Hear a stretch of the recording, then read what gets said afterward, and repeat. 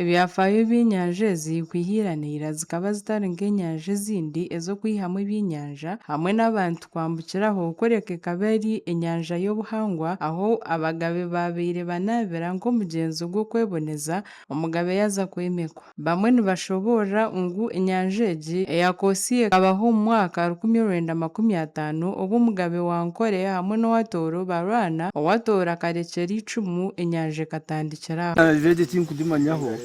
Bagyeta enyanja ya Koosi right now. Enyanja egi ekabaho obwire bwira munonga nka za 15 ubwo abagabe mbarwana n'abandi. Watora kandi arwana n'Owankore. Owankore yateekaho kuju yagiye kurekera icumu amezi gatandikiraho uko tukorera bakaro kubagamba. Kuko kandi n'ekindi kiriho cyafayo cyayo kundi hariyo nka ebizongo byingi namwe n'egese bagyeta kizongo. Ebizongo byahiguriyo inankani yo shoza ikikozire nkeki nacyo Baita batuura aha mwanya ogu bashobora aho enyanja ezi zombi kandi bagira ngu gigiyo ekatandika 1963 nk'akadiba yaguma neeyongyera baitu bashaba gavumenti kutaho buryo ahabw'okuba tihaine kibakugobamu nk'abatuura. Somwe twaba tushaba ngo bwire kubwo kuyanka hati chance katwate batera byo kugikozesa bitugashira bigashira abana bitu nabijukuruza bitu enyanja be y'umugasho hakuba tindi cyo tutahiza nitfa kureba hamizi tigine mugasho tigine nangwe kige kuyamba n'urunyasi itwiriho kumara obwire obubona tetwinire mugashitwe nk'abataka twabendusha banka government kunoja unejeka ekagikora ubundi kaje kiyatitera mu kikatugasara n'amezi go kutegana sensi tutakwiha mu cyo kuriya gusitakwiha mu cy'enyanja. Joanita Singwire omutuura aha nyanja egi yashobora ebirungi byakutunga aha nyanja ngu natunga amaizi g'okuza ebihingwa bye omu kyanda. Nebi biriho ebindi kugimanyaho konka ekihango omu advantages ezinkumanya ntihamu amaizi tuganywa nangwa n'agandi tukoresa emirimo yitu nk'omuka kandi tugaruka tuganyirwa habwe emisiri yitu.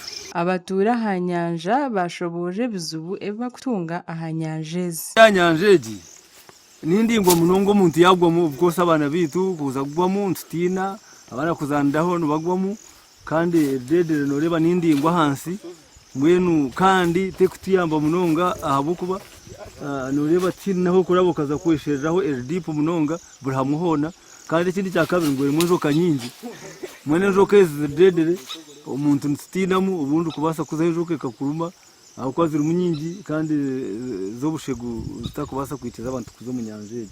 Menu nite twasitungire chance enyanja egi hakagire kibatkoraho nka government nobasa kushanga gwabo umuringo gumo ogwo kufora bize eminyeto yitu abaryomu shanga baba bize obakwakurinko kuja baterame byenyanja bija bashanga baguma kana bajubira kasente ne bakarondera 10 ne bakirondera aha. Chairman w'egombora ya Kijogo yatera umuranga government okuteekateeka aha nyanja abantu bakagira ekibaganyirwamu. Abenesha aba government tiyambo mbintu bingi na munonga enyanja eriyo mazira amataka g'abantu kandi tetwinire mugasho abo ko atine kugikosa tene mbyenyanja hamwe njoka kandi nebindi noreba ngu na wanoza kutambura kurabaho twabentu nde munamato umanye.